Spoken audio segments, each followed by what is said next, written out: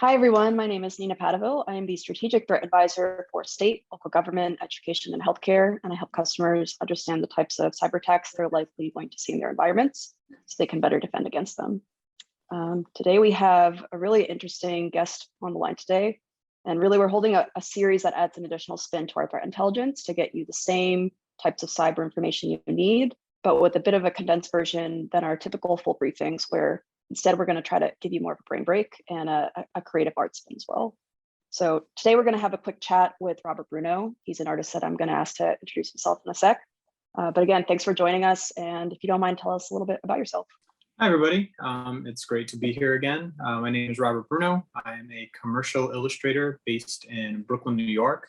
My work is primarily rooted in the entertainment and sports industries, and I do quite a bit of portraiture. And I was tasked with putting an illustrative spin on some of these very threatening adversaries. Awesome. Well, today we're highlighting an adversary known as Carbon Spider.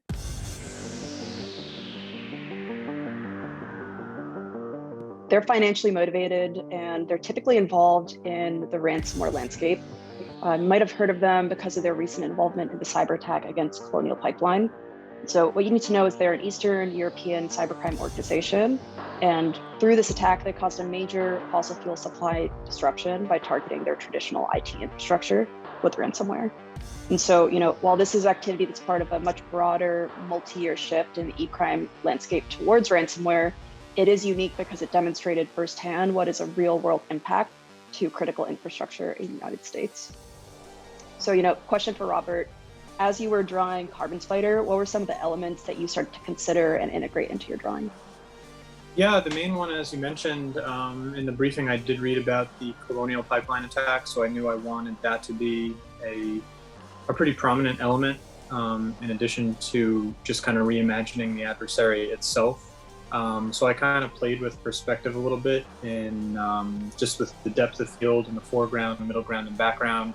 And I kind of drew in and painted the pipelines kind of coming at the viewer from like this hacker's keyboard position.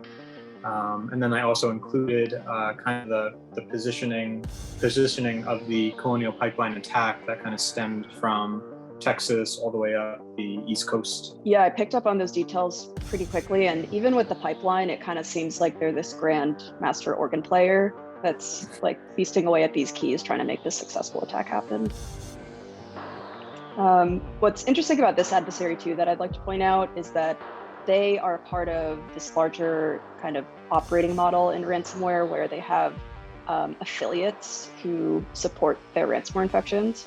So in this specific instance, Carbon Spider was the original creator of the dark side ransomware that was used in the Colonial Pipeline attack.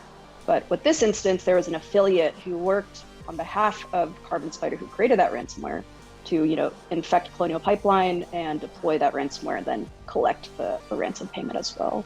So that's something that we've been seeing pretty consistently with the big game hunter ransomware operators, where sometimes they'll have 20 to 40 affiliates, like actors like Pinchy Spider. Other times it's much fewer, but really this allows them to target a much larger number of organizations with their original ransomware family. So kind of with that in mind, what are some similarities, maybe it's the affiliate model or, who they went after with this attack that remind you of previous villains that you've drawn in the past? This one was a little tricky. With some of the other ones I illustrated for you, there was specific ones that came to mind right away. This one, I guess, was a little bit more nuanced in that they were attacking like resources, with like energy and whatnot. The one I thought of after doing some deep thinking, and this is a character I haven't personally painted, but I do know that Megatron from Transformers, I think him and the Decepticons' main goal was to get all of the natural resources from the Earth so that they can kind of rebuild their own energy source. So it felt similar to that, in just that they're kind of operating in the shadows, just trying to pull other people's and other nations' resources. Yeah, that's a good example to call back to. And I feel like with Megatron, which I think I just pronounced, they had like reinforcements through other villains and other supporting actors. So, to kind of wrap up Carbon Spider, this is an adversary that supports a ransomware as a service model. They have numerous affiliates that in the past worked under them in their dark side ransomware operation to target different organizations. Since this attack, dark side ransomware as a service offering has gone under. We've seen that the resources, the assets and infrastructure associated with dark side's ransomware as a service infrastructure has gone dark, and it's likely that'll continue, but that doesn't mean necessarily that Carbon Spider won't be active in the future with those same similar tools. So, again, thank you for watching today. We hope you enjoyed this break to talk about adversary and ARM at the same time. Please be sure to check out the other pieces that Robert has created that help us highlight how adversaries are targeting the government and academic institutions in the United States.